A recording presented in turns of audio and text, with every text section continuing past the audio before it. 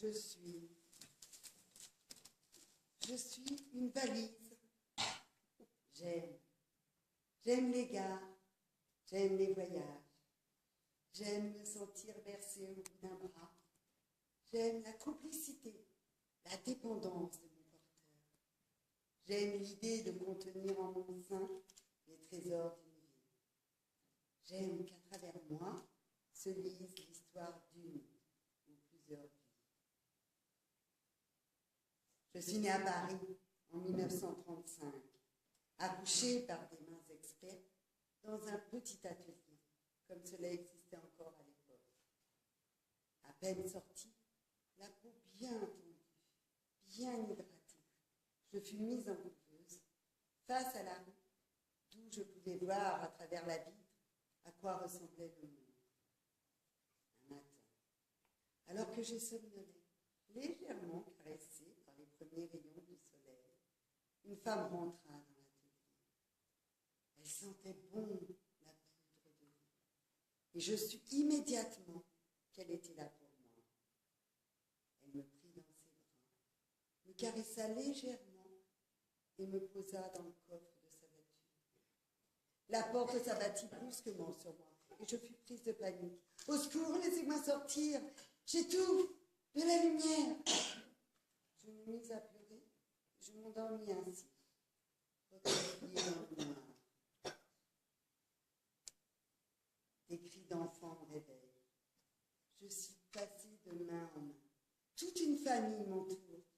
La femme qui est venue me délivrer, son mari et leurs deux enfants, Sarah et Michel, à qui j'ai été offerte à l'occasion d'un prochain voyage. Mon premier et plus merveilleux voyage, l'océan. Peu de temps après notre retour, les enfants et la femme sont partis. Puis, les objets et les meubles de l'appartement suivirent. L'homme finit par partir, mais décida de m'emmener avec lui. Il entreprit un nouveau voyage et j'espérais secrètement retrouver cette étendue d'eau magnifique qui m'avait tant émue, et aussi la famille qui m'accompagnait ce jour-là. Comme d'habitude, je m'endormis pendant le voyage. Je fus réveillée en sursaut par un sifflement strident. Le train était arrêté et tout le monde semblait pris de panique. Mon compagnon et moi fûmes projetés sur le quai. Des hurlements m'entouraient de toutes parts et je ne comprenais rien à ce qui se tramait. Une main étrangère m'arracha subitement à mon compagnon, mon ami, et je fus précipitée dans un wagon vide. La violence du choc me fit perdre connaissance. Tout le reste est demeuré flou, comme dans un rêve. Les quelques fenêtres de lucidité que j'ai eues pendant ce long voyage m'ont permis de voir que mon ami m'avait rejoint, que le wagon était loin d'être vide à présent. Bagages et porteurs s'entassaient les uns sur les autres, formant une masse compacte.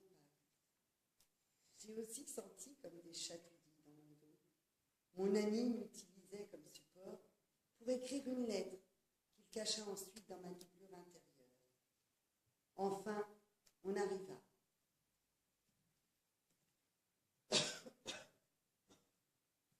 Je ne l'ai jamais revu.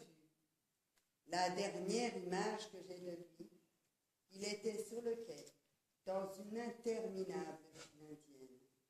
On m'emmena dans un hangar où d'autres valises attendaient déjà, accumulées en monticules démesurés.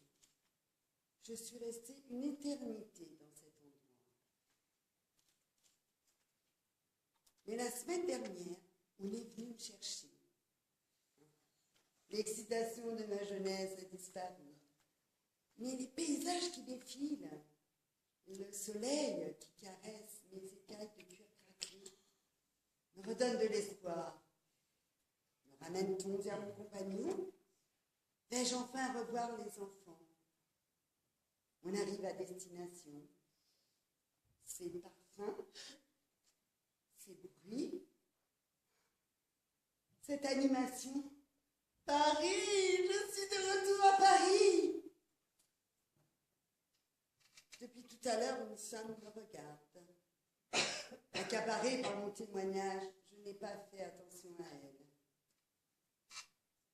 Des larmes coulent sur ses joues. Sarah, c'est toi, ma petite Sarah.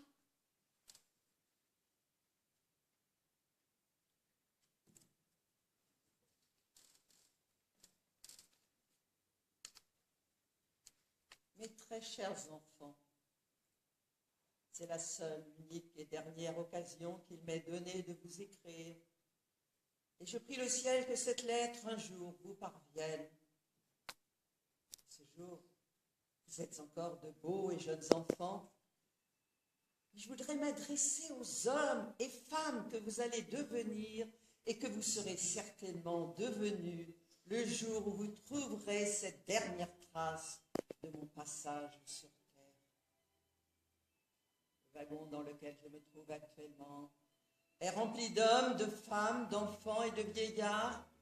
Chacun d'entre nous serre dans ses bras le peu de biens qu'il possède, qui une couverture, qui son enfant, son épouse, son sac, sa valise.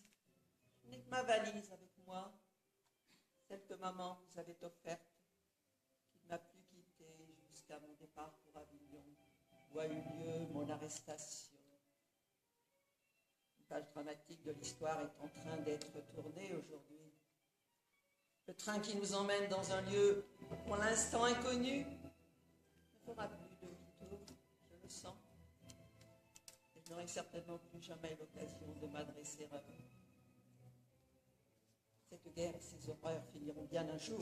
Et je souhaite que l'humanité se relève, soutenue par des hommes comme vous, motivés par un esprit humaniste, chaleureux et indulgent. Ne gardez pas de rancœur de ces événements troublés qui vous ont enlevé votre papa. Ne vous perdez pas dans les méandres de la haine, de la vengeance ou du ressentiment. J'ai accepté ma destinée, et même si je trouve cela profondément injuste, je sais que vous êtes là pour représenter l'avenir. Et moi, j'appartiens déjà au passé. Alors prenez votre vie en main, mes très chers enfants. Forgez-vous un avenir heureux, fondez une famille et donnez-lui tout l'amour que vous avez. Soyez fiers de vos enfants, comme je suis fière de vous. Aimez-les comme je vous aime. Vous allez me manquer, mes amours. Je dois malheureusement vous laisser. Le train ralentit. Nous arrivons bientôt au terme de notre voyage et je veux cacher cette lettre en lieu sûr pour qu'elle vous parvienne un jour. Adieu, mes très chers enfants. Embrassez pour moi votre maman, vos enfants et petits-enfants. Prenez soin de vous. Je vous aime, mes chers enfants. Papa, 1943.